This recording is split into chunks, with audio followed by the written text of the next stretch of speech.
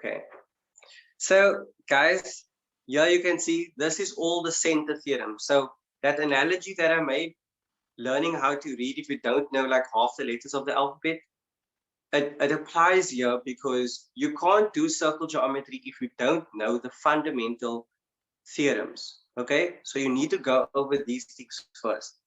So come and quickly just look at it. First theorem says line drawn from the center perpendicular to the chord bisects that chord. Okay, so it means that if you have a line from the center and it's perpendicular, then it cuts that chord into two parts where AB is equal to BC. Okay, next theorem, angle at the center is equal to 2 times angle at the circumference. Okay, we're well familiar with that one. I also included another sketch there on the right. You can see it looks like a bow tie, but it's still the same theorem. Angle at the center, angle at circumference. Okay. Then at the bottom, we have line from center drawn to midpoint of chord is perpendicular. Okay. So you have this line OB, it's drawn to the midpoint of AC. So B is the midpoint of AC, which then makes it perpendicular to OB. Yeah, so then AC and OB are perpendicular. Okay, then also if you have a diameter, then a diameter always subtends a 90-degree angle. Are you following with me? Okay. And then radii has angles that are opposite equal sides. So OA and OB, they are considered radii. They are always equal, which means that you can get an isosceles triangle. Okay, so it's that theorem, angles opposite equal sides. Let me just zoom out here.